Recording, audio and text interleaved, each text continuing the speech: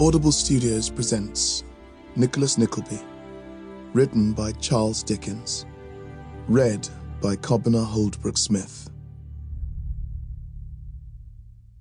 Part 1. Chapter 1 introduces all the rest. There once lived in a sequestered part of the county of Devonshire one Mr. Godfrey Nickleby, a worthy gentleman who, taking it into his head rather late in life that he must get married, and not being young enough or rich enough to aspire to the hand of a lady of fortune, had wedded an old flame out of mere attachment, who in her turn had taken him for the same reason.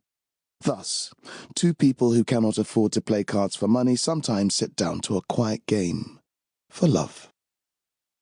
Some ill-conditioned persons who sneer at the life matrimonial may perhaps suggest, in this place, that the good couple would be better likened to two principals in a sparring match who, when fortune is low and backers scarce, will chivalrously set to for the mere pleasure of the buffeting, and in one respect, indeed, this comparison would hold good, for, as the adventurous pair of the Fives Court will afterwards send round a hat and trust to the bounty of the lookers-on for the means of regaling themselves, so Mr. Godfrey Nickleby and his partner, the honeymoon being over, looked out wistfully into the world, relying in no inconsiderable degree upon chance for the improvement of their means.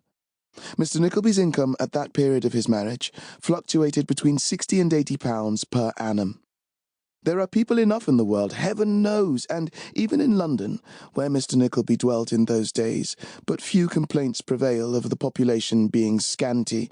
It is extraordinary how long a man may look among the crowd without discovering the face of a friend, but it is no less true. Mr. Nickleby looked and looked until his eyes became sore as his heart, but no friend appeared, and when growing tired of the search, he turned his eyes homeward. He saw very little there to relieve his weary vision. A painter who has gazed too long upon some glaring colour refreshes his dazzled sight by looking upon a darker, more sombre tint, but everything that met Mr. Nickleby's gaze wore so black and gloomy a hue that he would have been beyond description refreshed by the very reverse of the contrast. At length, after 5 years, when Mrs. Nickleby had presented her husband with a couple of sons, and that embarrassed gentleman, impressed with the necessity of making some provision for his family, was seriously revolving in his mind a little commercial speculation of insuring his life next quarter day, and then falling from the top of the monument by accident, there came, one morning by the general post, a black-bordered letter to inform him how his uncle, Mr. Ralph Nickleby, was dead, and had left him the bulk of his little property, amounting in all to £5,000 sterling.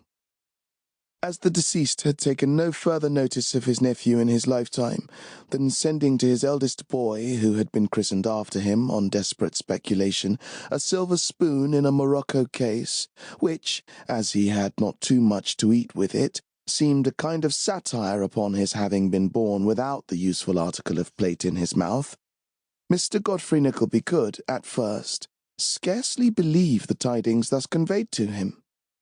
On examination, however, they turned out to be strictly correct.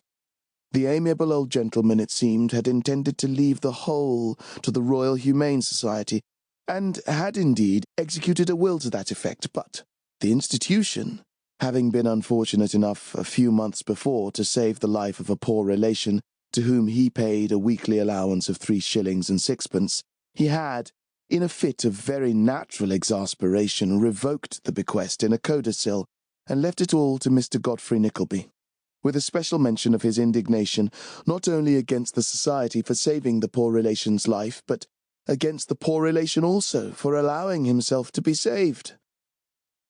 With a portion of this property, Mr. Godfrey Nickleby purchased a small farm near Dawlish in Devonshire, whither he retired with his wife and 2 children, to live upon the best interest he could get for the rest of his money, and the little produce